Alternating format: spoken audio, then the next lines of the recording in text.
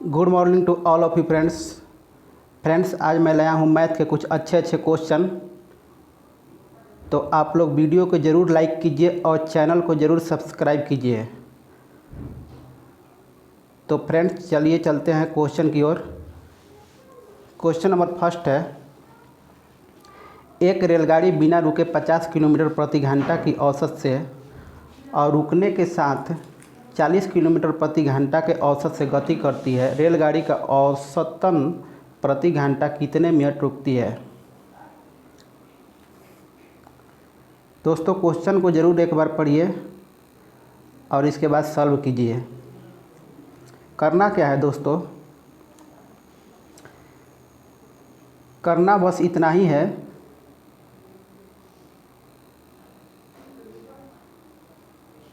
दोनों का अंतर ले लीजिए।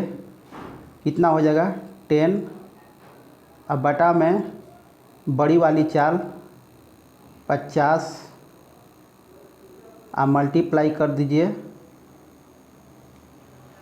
60। दोस्तों बस इतना ही करना है। वो कैसे करना है, इसका जो एक सूत्र होता है, क्या होता है, अंतर बटे में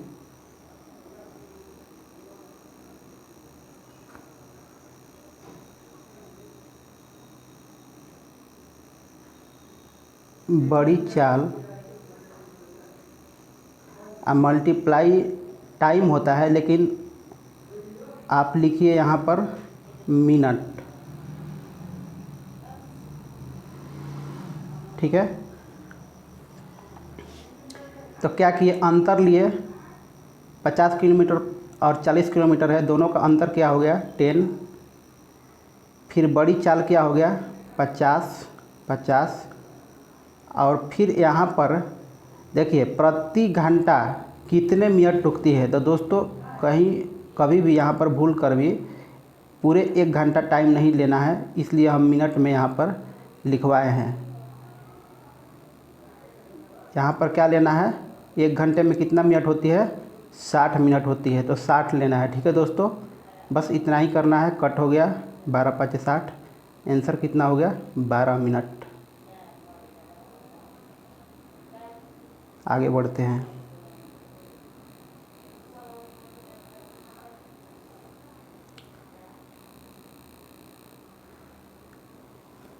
क्वेश्चन नंबर नेक्स्ट है, 40 छात्र के एक कक्षा में 45% लड़कियां और शेष लड़के हैं।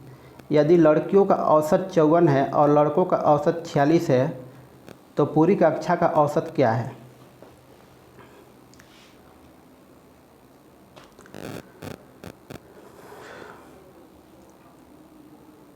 बहुत ही अच्छा क्वेश्चन है दोस्तों, तो आप सॉल्व कीजिए।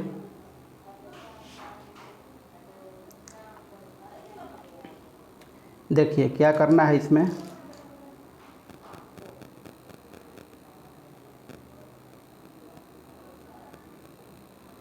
करना क्या है दोस्तों, 40 छात्रों के एक कक्षा में 45% लड़कियां हैं।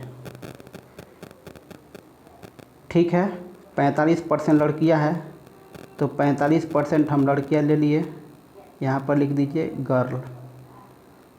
और शेष लड़के हैं, तो शेष कितना हो जाएगा 55 हो जाएगा। 55% क्या हो जाएगा बॉय। ठीक है, इतना समझे। शेष लड़के हैं, इसका मतलब 100 में से 45 माइनस कर दीजिए, जो 55 है, 55% है वो बॉय है। इतना क्लियर। यदि लड़कियों का औसत 54 है, लड़कियों का औसत 54 है, इसका औसत जो बोल रहा है कि लड़कियों का 54 है और लड़कों का औसत 46 है, लड़कों का औसत 46 है, तब पूरी कक्षा का औसत क्या है? तो दोस्तों पूरी कक्षा का औसत मान लिए कि हम x है। ठीक है, यही पूछ रहा है कि पूरी कक्षा का औसत क्या है। तो ये औसत के कंसेप्ट पर हम ले जा रहे हैं। एक बार फिर से 45% लड़कियां हैं और 55% लड़के हैं। लड़कियां का औसत 54 है और लड़कों का औसत 46 है और पूरी कक्षा का औसत पूछ रहा है। तो पूरी कक्षा का औसत हम क्या मान लिए, x मान लिए। ठीक है, अब इसको हम कैसे सॉल्व करेंगे ये ध्यान से दीजिए, इसको आप ध्यान दीजिए, बता रहा हूँ मैं। इसको मल्टीप्लाई कर दीजिए, ठीक है, इसको मल्टीप्लाई करिए, ठीक है, और दोनों को मल्टीप्लाई करके और दोनों को जोड़ दीजिएगा, यही x का मान आ जाता है। एक बार फिर से ये दोनों को मल्टीप्लाई करके और फिर ये दोनों को मल्टीप्लाई करके दोनों को जोड़ दीजिएगा तो यही x का मान आ जाएगा। तो देखिए यहाँ पर पहले कट कर लीजिए, कटता है तो कट कर लीजिए। 9 5 45 और 11 5 55, 5 से कट जाता है दोनों। ठीक है,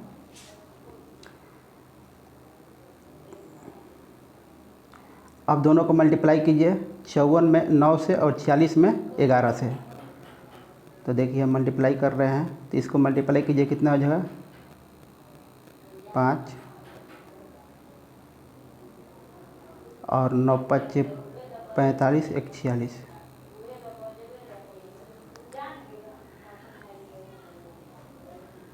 और ये कितना हो जाएगा दोस्तों,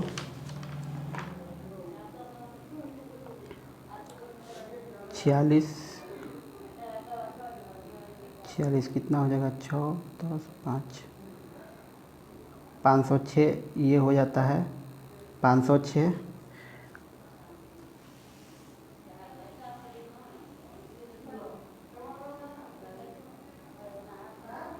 यहाँ पर गड़बड़ हो रहा है क्या, 9 5 9 चौके 36, 9 चौके 36, 3 9 5 45, यहाँ पर हो जाएगा कितना 486। ठीक है, 486 हो जाएगा और दोनों को जोड़ लीजिए, कितना हो जाएगा 2 हो जाएगा, 8 हो जाएगा, 9 हो जाएगा, 992 हो जाएगा। ठीक है दोस्तों, क्या करना है, दोनों को मल्टीप्लाई कर लेना है और फिर दोनों को जोड़ देना है। तो हम क्या किए, 54 में 9 से मल्टीप्लाई किए, 486 आया, और यहाँ पर 46 में 11 से मल्टीप्लाई किए, 506 आया, और दोनों को जोड़ दिए, कितना आया 992 आया। तो दोस्तों क्या पूछ रहा है, पूरी कक्षा का औसत पूछ रहा है। तो पूरी कक्षा का औसत निकालने के लिए हम क्या करेंगे, 992 में क्या करेंगे, 9 और 11, यहाँ पर अनुपात क्या आ रहा है, 9:11 यहाँ पर है। तो दोनों को जोड़ेंगे, कितना हो जाएगा दोस्तों 20। तो 992 बटा में 20 हो जाएगा। देखिए यहाँ पर हम कर रहे हैं इसको सॉल्व।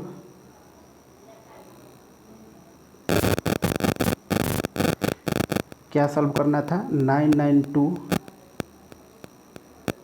अब बटे में 20 था, तो 20 को हम लिख सकते हैं 2 गुणा 10।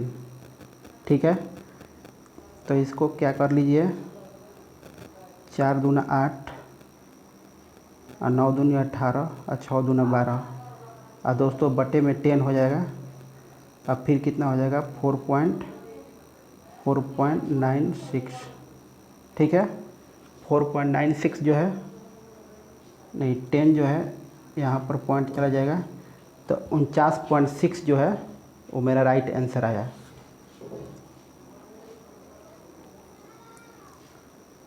आगे बढ़ते हैं।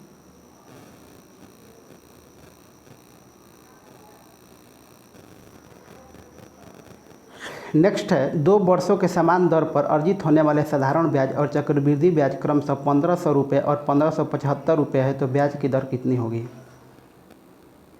यहाँ पर करना क्या है,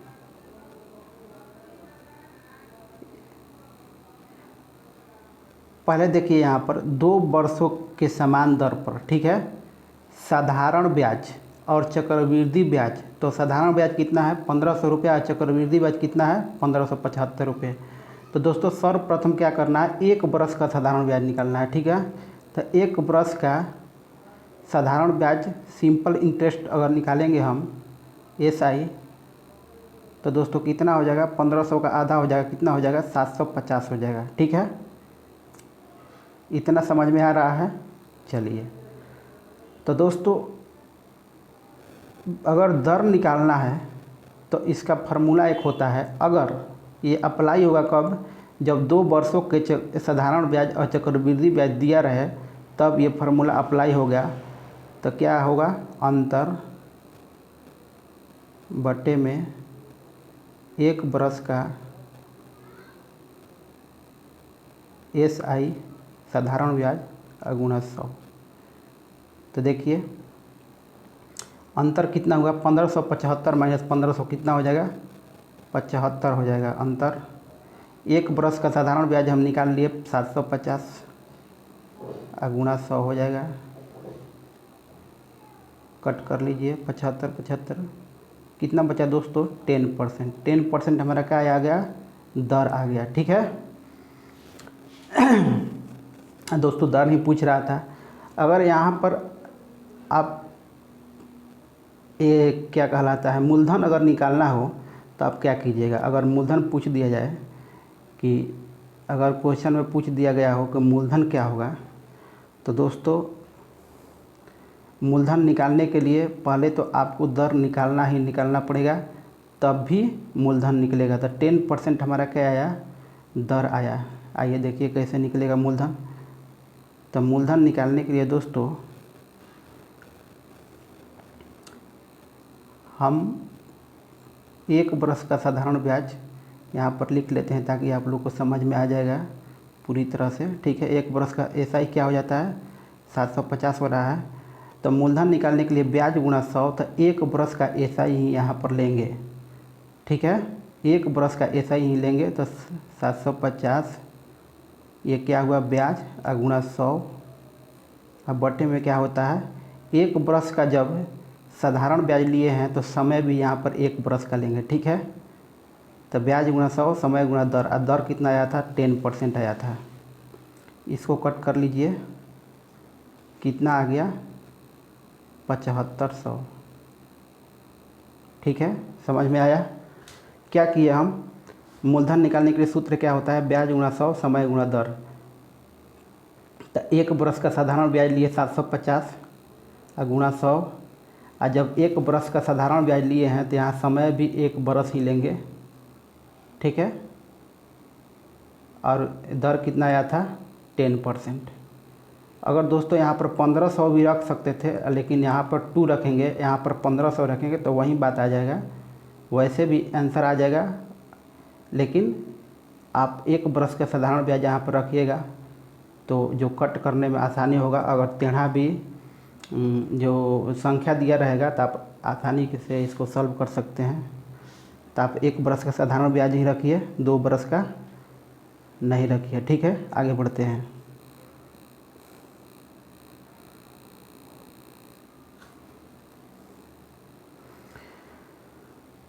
क्वेश्चन है, एक नियमित बहुभुज के सभी आंतरिक कोणों का योग उसके बाहरी कोणों का 4 गुना है, यह बहुभुज कैसी है। बहुत ही अच्छा क्वेश्चन है दोस्तों, बहुत ही अच्छा है।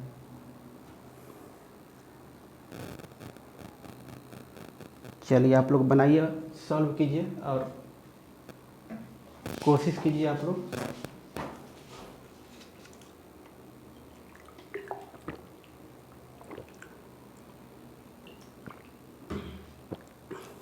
करना क्या है,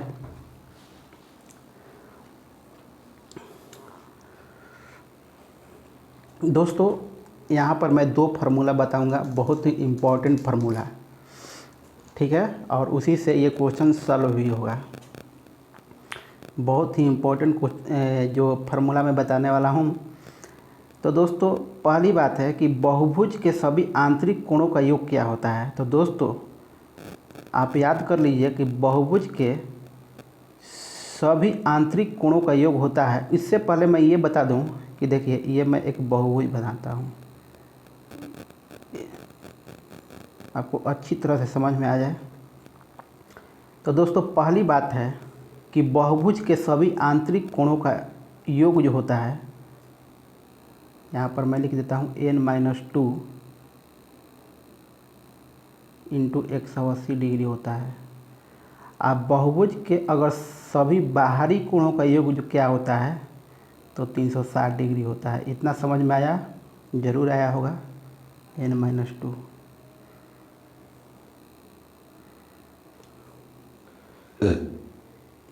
ठीक है।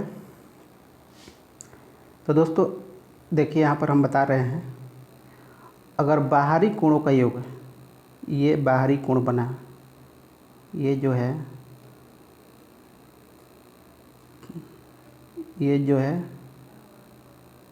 ये सारे कोणों का योग, अगर इसको x y z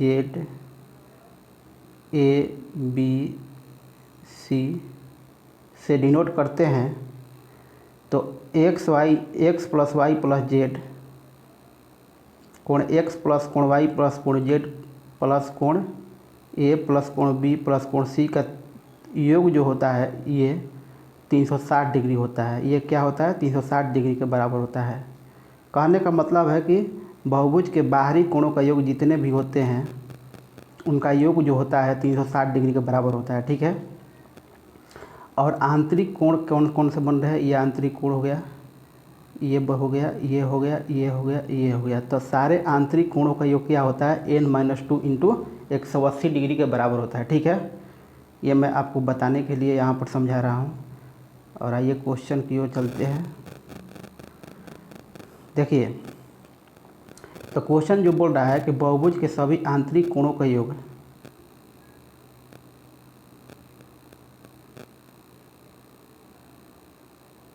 बाहरी कोणों का योग का 4 गुना है। तो बाहरी कोण कितना होता है दोस्तों? 360 डिग्री। तो सभी आंतरिक कोणों का योग बाहरी कोणों को क्या है? 4 गुना है। तो ये इसके 4 गुना है। तो बराबर करने के लिए इसको क्या 4 से मल्टीप्लाई करना पड़ेगा, तभी तो बराबर होगा। 360 का ये 4 गुना है। तो अगर हम 4 से इधर मल्टीप्लाई कर देंगे तो ये क्या हो जाएगा? बराबर हो जाएगा। ठीक है, इतना समझे। तो बोल रहा है कि ये बहुभुज कैसी है, मतलब कि बहुभुज की संख्या पूछ रहा है। तो आप n का मान निकाल लीजिए बहुभुज के। तो n का मान कैसे निकालिएगा? तो इधर 180 जाएगा, पूरा सॉल्विंग कर देते हैं। 4 गुणा कितना हो जाएगा? 360 बट्टे में क्या हो जाएगा? 180। तो यहाँ पर डायरेक्ट 2 से कट जाएगा। तो n बराबर क्या हो जाएगा दोस्तों? 4 दूना 8, 2 10। तो कितना संख्या हो जाएगा? भुजाओं की संख्या कितना हो जाएगी? 10 हो जाएगी। तो ये 10 भुज बन रही है। ठीक है दोस्तों, ये कौन सा बहुभुज है? तो 10 भुज है। ठीक है, चलिए आगे बढ़ते हैं।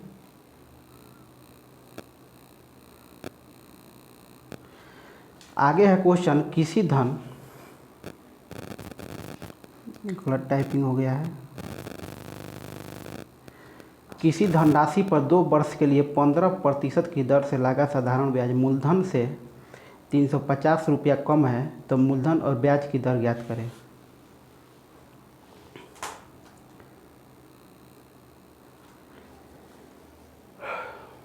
सॉल्व कीजिए।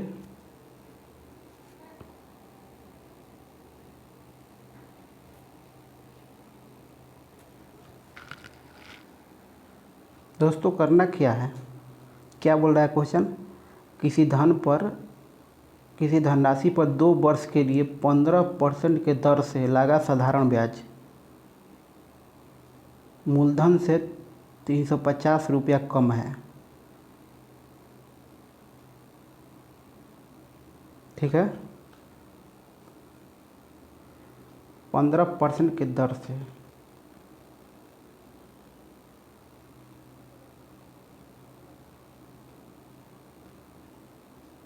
सॉल्व कीजिए दोस्तों।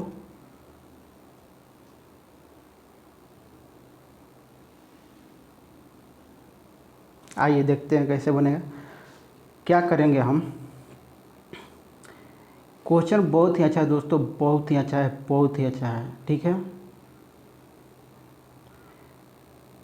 तो यहाँ पर ध्यान से इस क्वेश्चन को 2 बार पढ़िए, 3 बार पढ़िए, तभी सॉल्व होगा और आपको समझ में आएगा। धनराशि पर 2 वर्ष के लिए 15% के दर से। तो दोस्तों कोई भी राशि क्या होता है 100% होता है, ठीक है। कोई भी राशि क्या होता है 100% होता है, और 2 वर्ष के लिए 15% की दर से, तो कितना 2 वर्ष में कितना हो जाएगा, इसका दर हो जाएगा 30%, ठीक है दोस्तों। तो दोस्तों ये मूलधन हो गया और ये दर हो गया, तो इसका क्या अंतर क्या होता है, साधारण ब्याज के बराबर होता है। क्या होता है, साधारण ब्याज के एसआई के बराबर होता है, ठीक है। आप इतना समझे, कोई भी मूलधन जो है और उसमें रेट को माइनस कीजिएगा तो ये साधारण ब्याज के बराबर होता है। तो दोस्तों साधारण ब्याज कितना परसेंट आ रहा है, तो 70%। 70% मूलधन का 70% साधारण ब्याज उसको मिल रहा है उस धनराशि पर। तो दोस्तों साधारण ब्याज 70% उसको मिल रहा है। क्वेश्चन के अनुसार साधारण ब्याज उसको कितना मिल रहा है, 350 रुपया। तो 350 रुपया, तो 70% बराबर 350, इसे 100% बराबर डायरेक्ट निकालिए, कितना हो जाएगा। तो यहाँ पर इसको कट कर लीजिए, 1% निकाल लीजिए। अगर आपको डायरेक्ट निकालने में परेशानी हो रही है तो 7 5 35, 5%, 1% बराबर 5, तो 100% बराबर कितना हो जाएगा, 500, ठीक है दोस्तों।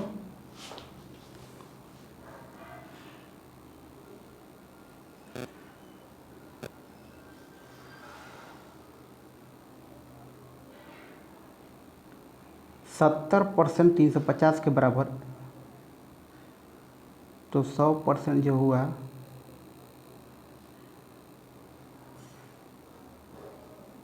350, ठीक है, 500, ठीक है दोस्तों, राइट आंसर हो जाएगा। आइए आगे बढ़ते हैं।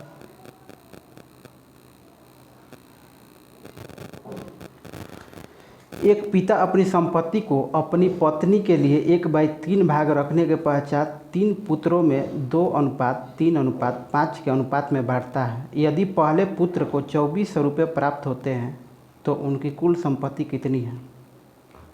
बहुत ही अच्छा क्वेश्चन है दोस्तों, इसे ध्यान से आप लोग देखिए ये कैसे सॉल्व होगा। कह रहा है कि एक पिता अपनी संपत्ति का 1/3 भाग रखने के पश्चात, तो दोस्तों मान लीजिए कि पूरा संपत्ति 1 भाग है और 1 भाग में से 1/3 भाग वो अपने पत्नी को दे देता है, ठीक है। तो अपने पत्नी को 1/3 भाग दे देगा तो कितना बचेगा, तो 2/3 भाग बचेगा उसके पास। कितना बच रहा है, 2/3 भाग बच रहा है, इतना समझे, ठीक है। अब क्या बोल रहा है कि बचा हुआ जो धन है वो 3 पुत्रों में 2:3:5 के अनुपात में बढ़ता है। तो दोस्तों उसके पास बचा हुआ धन कितना है, 2/3 भाग, और उसको 2:3:5 के अनुपात में बढ़ता है यदि पहले पुत्र को 2400 रुपया प्राप्त होते हैं।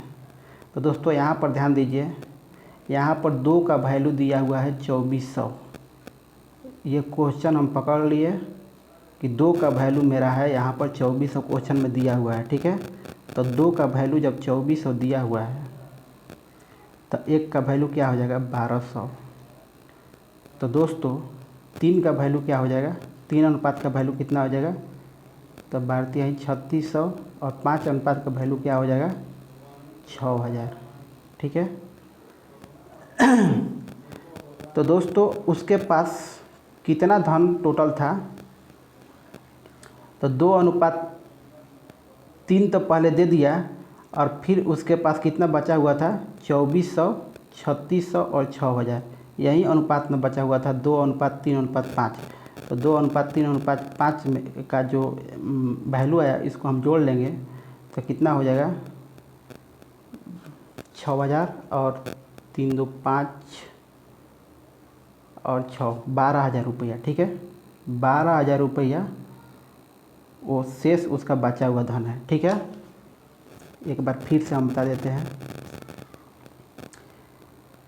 2/3 भाग उसके पास बचा हुआ था, 1/3 भाग अपने पत्नी को दे दिया, फिर 2 अनुपात के वैल्यू 2400 रुपया, 1 अनुपात का वैल्यू हम निकाल लिए, ठीक है। तो 2 अनुपात का वैल्यू 2400, 3 अनुपात के वैल्यू 3600 और 5 अनुपात के वैल्यू कितना होगा 6000। ये तीनों अनुपात का वैल्यू जोड़े तो कितना आया 12000 आया। तो 12000 जो है ये क्या है 2 अनुपात 5 का वैल्यू। ये बचा हुआ धन जो है 12000 रुपया है और बचा हुआ भाग क्या है 2/3 है। तो 2/3 बराबर कितना हो जाएगा 12000। इतना समझे? तो देखिए 2/3 बराबर 12000 आ रहा है। तो दोस्तों कुल संपत्ति हम लोग को ज्ञात करना है। तो कुल संपत्ति कितना था 1 था। तो 1 भाग निकालने के लिए क्या करेंगे 12000 गुणा 3/2 कितना हो जाएगा 6 और 6 तिया 18000 रुपया आंसर आ जाएगा। कितना आ जाएगा 18000 आंसर आ गया। ठीक है, चलिए आगे बढ़ते हैं।